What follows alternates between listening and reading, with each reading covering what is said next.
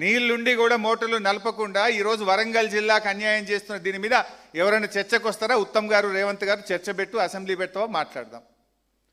Now coming to the Kaleshwaram. నిన్న రేవంత్ రెడ్డి గారు మాట్లాడుతుంటే నేను 6 పేజీలు మొత్తం అక్షరం అక్షరం రాసుకున్నా. ప్రతి అక్షరానికి సమాధానం చెప్తా. సొల్లు తప్ప, అబద్ధాలు తప్ప, అబద్ధాల ప్రవాహం తప్ప ఇంకోటి ఉండదు. అసలు ఐ రికమెండ్ అసెంబ్లీలో ఒక ఏకగ్రీవ తీర్మానం పెడదాం. రేవంత్ రెడ్డి అబద్ధాలు ఆడడంలో ఏదన్నా నోబెల్ ప్రైజ్ ఇవ్వాలి, అది మా రేవంత్ రెడ్డికే ఇవ్వాలని అసెంబ్లీ పెట్టి ఒకసారి తీర్మానం చేస్తే అది ఫస్ట్ ప్రైజ్ నీకే వస్తుంది ప్రపంచంలో. అబద్ధానికి అంగిలాగు దొరికితే ఎట్లుంటుంది అంటే రేవంత్ రెడ్డి లెక్క ఉంటుంది అది. I will proof with documents. నేను ఉత్తగా ఒక్క మాట కూడా మాట్లాడను. నేను ఆయన మాట్లాడుతూ ఏమంటాడు, కాంగ్రెస్ ప్రభుత్వం ఉన్నప్పుడే తమ్మిడిహట్టికి ఒప్పందం అయిపోయిందట.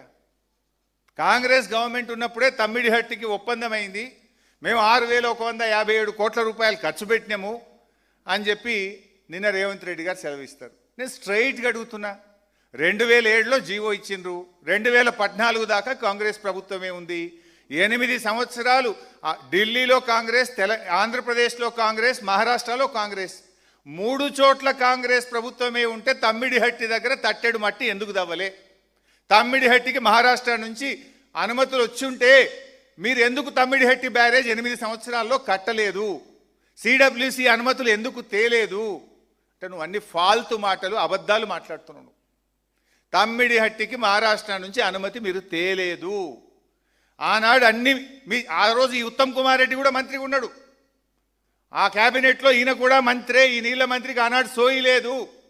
సోయి ఉండుంటే, తెలంగాణ సోయి ఉండుంటే, తెలంగాణ మీద ప్రేమ ఉండుంటే ఆ రోజే అనుమతులు వచ్చేది.